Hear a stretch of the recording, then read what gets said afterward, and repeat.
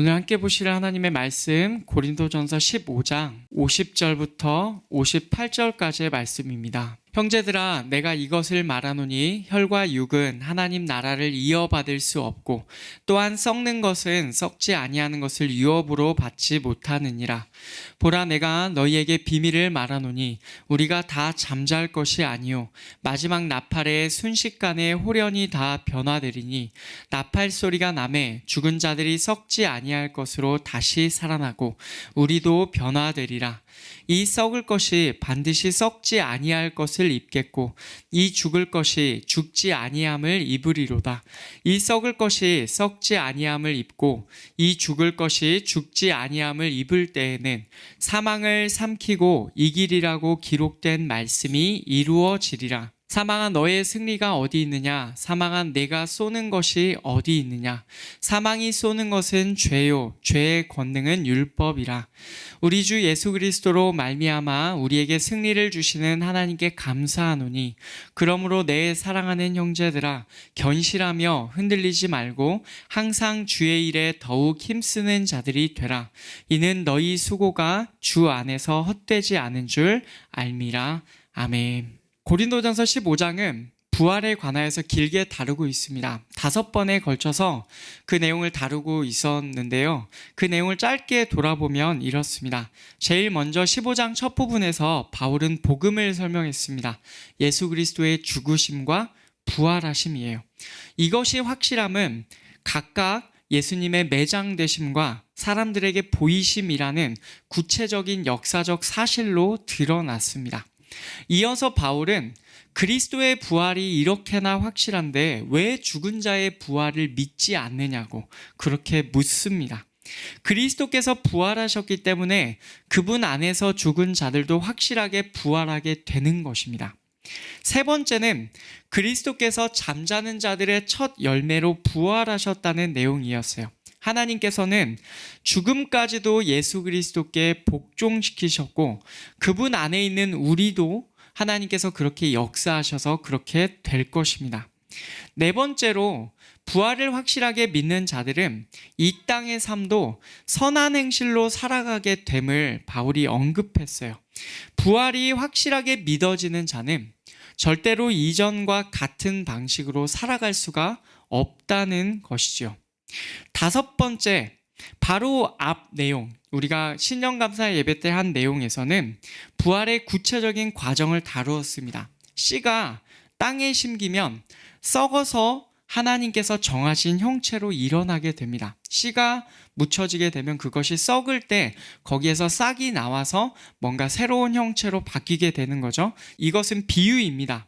마찬가지로 육의 몸도 죽으면 그리스도 안에서 영의 몸으로 하나님께서 정하신 형체로 일어나게 된다는 것이죠. 이것이 부활입니다. 이렇게 길게 다루었던 부활의 내용이 오늘 말씀으로 마무리가 됩니다. 바울은 부활의 과정을 한 번 더 구체적으로 알려주면서 그것의 의미가 무엇인지 그리고 지금의 삶이 어때야 하는지를 설명해요. 이제는 부활의 내용을 우리가 확실하게 믿고 결단으로 나아가야 할 때입니다. 고린도 교회도 그러하고 우리도 그러합니다. 우리를 새로운 결단으로 이끄시는 이 하나님의 말씀, 부활의 마지막 내용을 함께 듣기 원합니다. 바울은 오늘 말씀 첫 구절에서 이렇게 시작해요. 형제들아, 내가 이것을 말하노니 혈과 육은 하나님 나라를 이어받을 수 없고 또한 썩는 것은 썩지 아니하는 것을 유업으로 받지 못하느니라. 아멘. 혈과 육은 피와 살을 말합니다. 지금 우리가 가지고 있는 이 몸을, 육신의 몸을 의미해요. 이 육의 몸은 하나님의 나라를 이어받을 수 없다, 상속받을 수 없다고 합니다. 바울은 이 내용을 한 번 더 설명합니다. 썩는 것은 썩지 않는 것을 유업으로 받지 못한다, 상속받을 수 없다라고 해요. A는 B를 상속받지 못한다라는 같은 구도로 2번 내용이 반복됩니다. 그러면 혈과 육은 썩는 것과 연결이 되고 하나님의 나라는 썩지 않는 것과 연결이 됩니다. 말 그대로입니다. 우리의 육의 몸은 썩는 것입니다. 그러나 영의 몸은 썩지 않는 것이에요. 즉 하나님의 나라는 썩는 육의 몸이 아니라 썩지 않는 영의 몸으로 들어가는 것입니다. 그래서 영의 몸으로의 부활은 하나님의 나라에 들어가는 필수 조건이에요. 동시에 일어나는 일이긴 하지만 영의 몸으로의 부활이 바로 하나님 나라에 들어갈 수 있는 조건이 되는 것입니다. 여기까지 말한 바울은 부활의 과정을 더 구체적으로 설명합니다. 먼저 비밀을 말한다고 해요. 보라, 내가 너희에게 비밀을 말하노니 라고 하면서 설명합니다. 우리가 다 잠잘 것이 아니요 마지막 나팔의 순식간에 홀연히 다 변화되리니 라고 합니다. 이 비밀은 원래는 감추어졌던 것입니다. 말 그대로 비밀이었는데 이제는 그리스도 안에서 드러난 것을 의미합니다. 그는 말합니다. 우리가 다 잠들게 되지 않을 거다. 마지막 나팔에 순식간에 홀연히 다 변화될 것이다. 여기서 마지막 나팔이라 함은 예수께서 다시 오실 때의 그 나팔 소리를 의미합니다. 종말의 때를 의미해요. 그때 우리가 바뀔 것이라고 그렇게 말해요. 이 말은 52절에서 한 번 더 설명이 됩니다. 나팔 소리가 나매 죽은 자들이 썩지 아니할 것으로 다시 살아나고 우리도 변화되리라. 아멘. 나팔 소리가 납니다. 그러면 죽은 자들이 썩지 않을 것으로 다시 살아납니다. 이것은 죽은 자들이 영의 몸으로 부활한다는 것을 의미합니다. 그 다음으로 우리도 변화된다고 하죠. 이 말은 바로 그때 살아있는 자들, 아직 잠들지 않은 자들, 죽지 않은 자들을 말하죠. 바로 이들이 육의 몸에서 영의 몸으로 바뀐다는 것을 의미합니다. 다소 우리가 느낄 때 되게 신기한 일이네 라고 생각할 수 있는데 바울의 설명처럼 그렇게 될 것입니다. 죽은 자들은 부활하고 살아있는 자들, 그때 살아있는 자들은 변화될 것입니다. 이것은 데살로니가 전서 4장에서도 같은 개념으로 설명되어 있어요. 예수께서 호령과 천사장의 소리와 하나님의 나팔 소리로 친히 하늘로부터 오실 겁니다. 그때 그리스도 안에서 죽은 자들이 먼저 일어날 거예요. 일어난다는 말은 부활한다는 의미입니다. 그리고 우리 살아남은 자들도 그들과 함께 구름 속으로 끌어올려져 공중에서 주를 영접할 것이다. 이렇게 말하죠. 바로 이때가, 주님을 만날 이때가 오늘 말씀에서처럼 그때 살아있는 자가 몸이 변화될 때다 라고 연결지어서 생각하시면 되겠습니다. 그렇게 본다면 바울은 정말로 그가 살아있을 때 이 편지를 받는 고린도 교회 사람들이 살아있을 때 예수께서 다시 오실 것이다 라고 기대했던 것으로 보입니다. 그러나 그 날과 그때는 하나님 아버지만 아시죠. 어느 세대라도 그들이 살아있는 동안에 예수께서 다시 오신다면 예수님 안에 있는 자들은 몸이 변화되는 일을 겪을 것입니다. 바울은 예수께서 다시 오실 때 이미 죽은 자이든지 살아있는 자이든지, 그러니까 죽은 자들, 살아있는 자들 모두에게 해당되는 똑같은 원리를 53절에서 설명합니다. 이 썩을 것이 반드시 썩지 아니할 것을 입겠고 이 죽을 것이 죽지 아니함을 입으리로다. 아멘. 이 썩을 것은 육의 몸을 의미합니다. 썩지 아니할 것은 영의 몸을 의미하겠죠. 이 죽을 것 역시 육의 몸이고 죽지 아니함은 영의 몸을 의미합니다. 썩게 되고 죽게 될 육의 몸은 반드시 썩지 않고 죽지 않게 될 영의 몸을 입게 될 것입니다. 그리스도 안에 있는 자들은 반드시 그렇게 될 것입니다. 그런데 54절을 보면요. 그 일이 일어날 때에는 한 가지 말씀이 성취가 될 것입니다. 그게 무엇이냐? 사망을 삼키고 이기리라 라는 말씀이, 이렇게 기록된 말씀이 이루어진다는 거예요. 사망을 삼키고 이기리라. 여러분, 이 말씀은 이사야 25장에 나오는 말씀입니다. 거기에 어떻게 나오냐면 7절, 8절을 보시면 또 이 산에서 모든 민족의 얼굴을 가린 가리개와 열방 위에 덮인 덮개를 제하시며 사망을 영원히 멸하실 것이라. 주 여호와께서 모든 얼굴에서 눈물을 씻기시며 자기 백성의 수치를 온 천하에서 제하시리라. 여호와께서 이같이 말씀하셨느니라. 아멘. 이때는 언제냐면 하나님께서 땅을 심판하실 때를 말합니다. 그때에는 사망을 영원히 멸하실 겁니다. 그날은 땅에 있는 다른 민족들에게는 심판의 날이지만 동시에 하나님의 백성에게는 구원의 날입니다. 눈물을 씻기시고 자기 백성의 수치를 온 천하에서 제하시는 때입니다. 그날에는 그분께서 사망을 영원히 삼켜버리실 거예요. 물론 이 말씀은 예수님 안에서 성취되었습니다. 예수께서 사망을 이기셨어요. 사망이 예수님께 삼켜진 것입니다. 사망이 더 이상 예수님의 외부에서 영향력을 발휘하지 못하고 예수께서 그 사망을 온전히 이기시고 삼켜버리신 겁니다. 그런데 아직 이 말씀은요, 온전히 한 번 더 성취될 때를 기다리고 있습니다. 언젠가 그리스도 안에서 죽은 자들이 부활하게 될 때 이 말씀은 온전히 성취될 것입니다. 사망이 삼켜지는 일이 예수 그리스도께 일어났었던 그대로 우리에게도 일어날 것입니다. 이어서 바울은 사망을 향하여 이렇게 말합니다. 사망아, 너의 승리가 어디 있느냐? 사망아, 내가 쏘는 것이 어디 있느냐? 사망에게 직접적으로 물어요. 너의 승리가 어디 있느냐? 내가 쏘는 것이 어디 있느냐? 이 내용이요, 정확히 같지는 않지만 호세아 13장 말씀과 상당히 비슷합니다.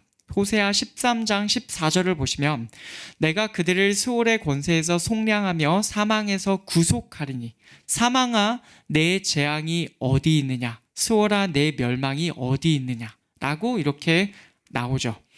원래 이 구절은 하나님께서 하나님의 백성을 구원하시는 상황을 가정하여서 하시는 말씀이에요. 구원의 역사 이전에는 사망과 스올은 죽은 자들이 가는 곳을 말합니다. 사망과 스올이 힘을 쓰고 있었어요. 재앙과 멸망으로 사람들에게 영향력을 발휘하고 있었습니다. 그러나 하나님께서 구원의 일을 이루신다면 사망과 스올이 자랑하던 것이 온데간데 없이 사라집니다. 그래서 사망아, 내 재앙이 어디 있느냐? 스올아, 내 멸망이 어디 있느냐라고 하시는 거예요. 바로 이 똑같은 의미에서 바울이 묻는 것입니다. 사망아, 너의 승리가 어디 있느냐? 사망아, 내가 쏘는 것이 어디 있느냐? 여러분, 이 내용이 어떤 내용인지 아시겠죠? 지금 바울이 설명한 상황, 예수께서 다시 오셔서 죽은 자들이 부활하고 사망이 삼켜지는 상황은 지금 이 말씀의 상황과 딱 맞아 떨어집니다. 사망의 승리가 보이지 않아요. 사망이 쏘는 것, 마치 전갈이 찌르는 것처럼 그 사망에 쏘는 것이 보이지 않는 상황입니다. 사망의 무기가 사라졌어요. 56절에서는 사망이 쏘는 것, 그것이 무엇인지를 설명합니다. 사망이 쏘는 것은 죄요. 죄의 권능은 율법이라.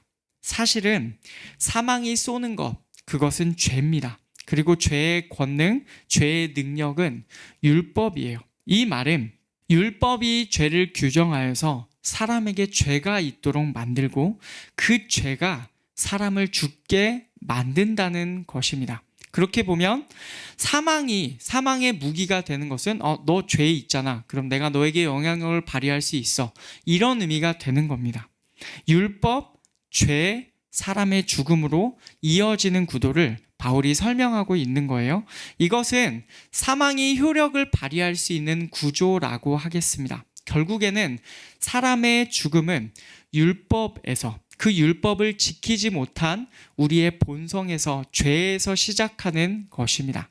그런데 57절을 보면요, 내용은 여기서 끝이 아닙니다. 그 사망의 능력을 끊으신 분이 나오십니다. 우리 주 예수 그리스도로 말미암아 우리에게 승리를 주시는 하나님께 감사하노니. 아멘. 하나님께서 우리 주 예수 그리스도를 통하여서 우리에게 승리를 주셨습니다. 여러분, 이 승리는 사망으로부터의 승리입니다. 사망에서 우리가 승리하게 된 거예요. 그런데 이것이 하나님께서 주신 것인데 예수 그리스도를 통하여 주신 겁니다.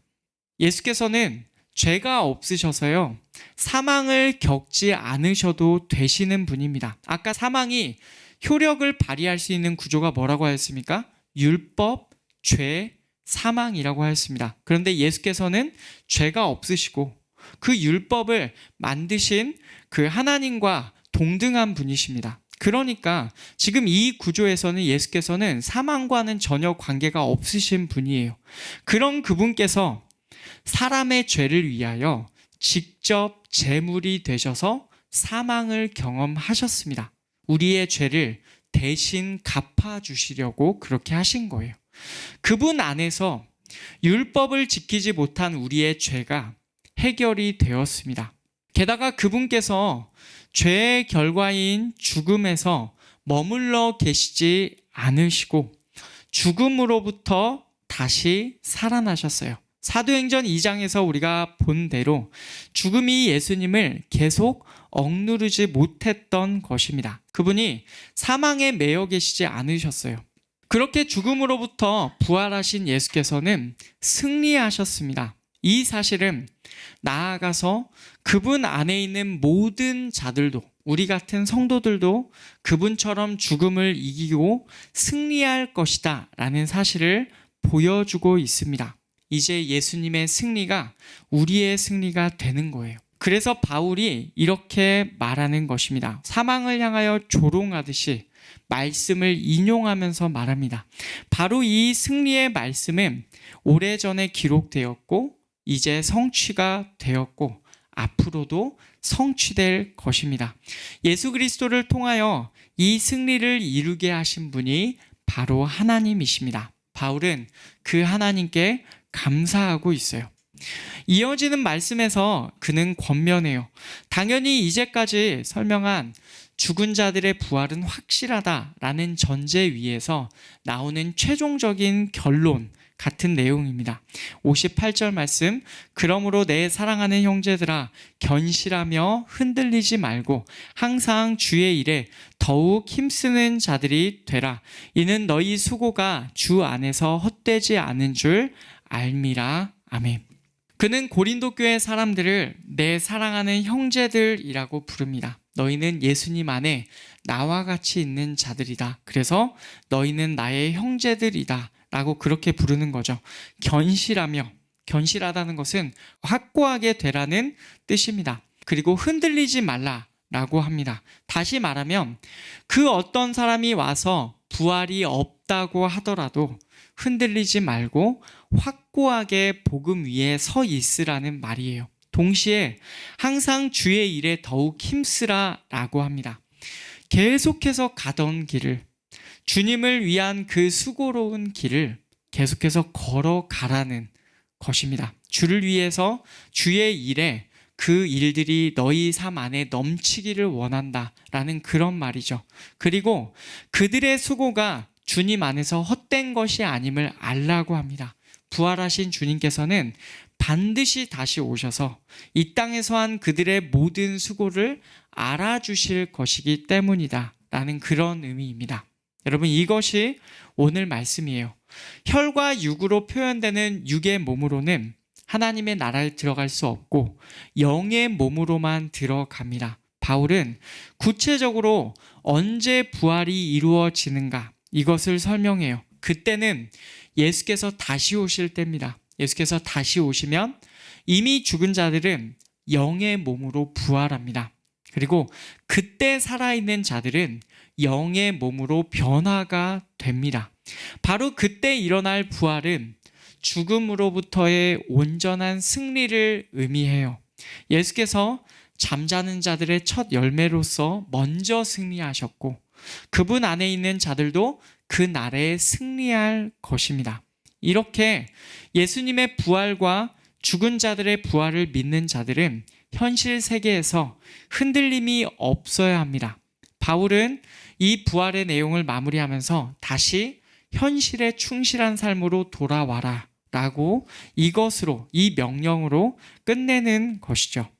여러분, 이 내용이 오늘 말씀의 전체적인 내용이었습니다. 우리는 사도 바울이 고린도 교회에 설명한 이 내용 그대로를 받아들여야 합니다. 왜냐하면 지금 우리는 그들과 같은 상황에 놓여 있기 때문입니다. 우리는 지금 육의 몸을 입고 있지만 언젠가 예수께서 다시 오실 때 영의 몸을 입을 것을 고대하고 있습니다. 그리스도께서 이미 죽음을 이기시고 부활하셨지만 잠자는 자들은 아직 부활을 기다리고 있습니다. 이렇게 우리는 아직 예수님의 오심을 기다리고 있고 영의 몸이 될 것을 모두가 기다리고 있어요. 이 중간에 사는 자들이라는 점에서 그들과 우리는 정확하게 같은 상황에 처하여 있습니다. 그러면 우리 스스로에게 몇 가지 질문을 던져보아야 하겠습니다. 첫째, 우리는 부활 자체를 정말로 믿는가? 여러분, 이 질문을 우리 스스로에게 던져보시기를 원합니다. 예수 그리스도의 부활과 죽은 자들의 부활을, 나아가서는 우리가 영의 몸으로 부활할 것을 여러분 믿으십니까? 가끔 예수님을 믿는다고 하면서도 우리의 부활이 믿어지지 않는 사람들이 있는 것 같아요. 그냥 이 땅의 삶이 다 하면 뭐 어떻게 되겠지, 그 이후로는 나는 모르겠다 라고 하시는 분들도 종종 있는 것 같고, 부활을 그렇게 믿지 않는 분들이 계시는 것 같기도 합니다. 하지만 성경에서는 분명히 그리스도의 죽으심과 부활하심이 복음이라고 말하였습니다. 그리스도께서는 죽으실 뿐 아니라 제3일에 다시 살아나셨어요. 우리 죄를 위하여 돌아가셨을 뿐 아니라 그 죄의 결과인 사망에 계속 매여 있지도 않으셨습니다. 이렇게 예수님의 부활을 믿는 자들은 반드시 그와 같이 우리도 부활할 줄을 믿어야 합니다. 이것이 우리에게 주어진 과제입니다. 우리는 부활 자체를 정말로 믿어야 합니다. 예수님의 부활을 믿어야 하고 우리의 부활을 믿어야 해요. 다음으로 우리는 부활의 때를, 영의 몸에 입을 때를 우리는 정말로 기다리고 있는가? 이 질문을 우리에게 던져보아야 하겠습니다. 그리스도의 부활과 우리의 부활을 믿더라도 혹시 이 땅의 삶이요, 그때보다 더 좋은 것은 아닌지 우리가 스스로에게 물어보아야 합니다. 만약 우리의 무게추가 이 땅의 삶 쪽으로 더 기운다면 우리의 생각을 한번 돌아보시기를 원합니다. 그런 우리는, 만약 우리가 그렇다고 한다면 우리는 부활을 잘 모르는 것입니다. 그리스도의 부활이 얼마나 영광스러웠는지, 그리스도 안에서 부활할 몸, 영의 몸, 썩지 않을 몸, 그리고 그 몸으로 들어갈 하나님의 나라가 얼마나 영광스러울지가 우리 가운데 잘 인식되지가 않는 것입니다. 썩지 않을 것보다도 썩을 이 땅의 것이 우리에게는 훨씬 더 만족스러운 것이다 라고 그렇게 말할 수 있겠죠. 만약 그렇다고 한다면 여러분, 하나님께 꼭 기도하십시오. 하나님, 제 눈을 열어주시기를 원합니다. 하나님의 영광을 보기 원하고 하나님의 영광스러운 그 광경을 저희가 보기를 원합니다. 하나님의 영광스러운 나라와 그리스도의 영광스러운 몸을, 그 승리를 우리가 깨달아 알게 되기를 소원합니다 라고 여러분 처절하게 기도하시기를 원합니다. 왜냐하면 정말로 썩을 것보다도 썩지 않을 것이 훨씬 더 귀중한 것이고, 그것이 일반 세상의 원리에서도 그러하기 때문입니다. 만약 우리가 이 땅의 삶이 그때보다 더 귀하다라고 여겨진다면 우리는 정말로 하나님의 영광에 관하여서 더 깊이 알아가야 할 필요가 있는 삶입니다. 여러분, 그러니 우리의 모습을 돌아보시고 그렇게 기도하시기를 원합니다. 그 다음으로 우리는 우리에게 이렇게 물어보아야 하겠습니다. 우리는 이 땅의 삶에서 주를 위하여 정말로 수고하고 있는가? 부활이 믿어지고 그 영광스러운 때가 기다려진다면 자연스럽게 이 땅의 삶이 영향을 받게 됩니다. 반드시 그렇게 되어 있습니다. 절대로 부활을 알지 못하던 이전과 같은 삶을 더 이상 살 수가 없는 거예요.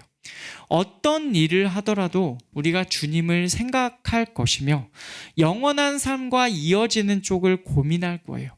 그래서 오늘 말씀 마지막 구절과 같이 우리는 살 수가 있습니다. 견실하며 흔들리지 말고 항상 주의 일에 더욱 힘쓰는 삶, 너희 수고가 주 안에서 헛되지 않은 줄 아는 삶. 여러분, 우리는 그렇게 걸어가야 합니다. 이것을 분명하게 우리가 이렇게 우리의 삶의 목표가 이러하다라고 우리는 말할 수 있어야 해요. 왜냐하면 이것은 분명한 사실이기 때문에 그렇습니다. 그리스도께서 죽음에서 승리하신 것 분명한 사실입니다.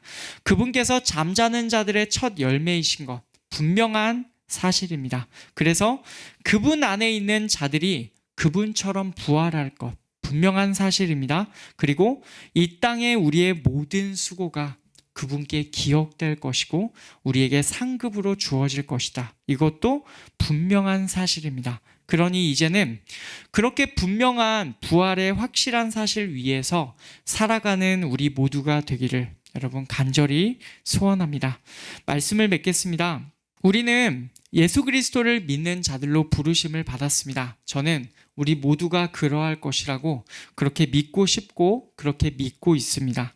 예수님을 믿는다는 것은 성경의 복음을 믿는다는 것인데 예수님의 죽으심과 부활하심이 바로 그 복음을 의미합니다. 예수께서 우리의 죄를 위하여 대신 죽으시고 잠자는 자들의 첫 열매로 부활하셨습니다. 바로 그 예수 그리스도 안에서 우리는 그분처럼 부활할 것입니다. 썩지 않을 영의 몸을 입을 것입니다. 여러분 그 사실을 믿고 그 날을 정말로 고대하는 우리가 되기를 원합니다.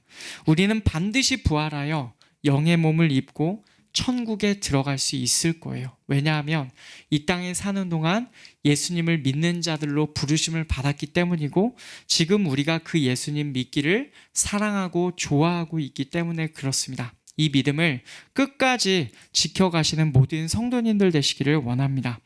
다만 그 부활의 때를 소망하여서 지금의 삶에서 주를 위하여 수고하는 자들이 되기를 원합니다. 특별히 오늘 편성되는 이 교회의 일터 가운데에서 힘을 다해서 여러분 수고하시는 우리 모두가 되기를 간절히 소원합니다. 때가 되었습니다.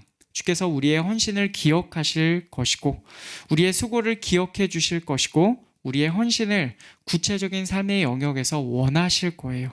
여러분 이것은 헛된 것이 아닙니다. 영원까지 이어지는 우리 그리스도인의 삶에서 우리 주님께 기억되는 이 삶을 살아가는 우리 모든 성도님들 되시기를 간절히 축원합니다.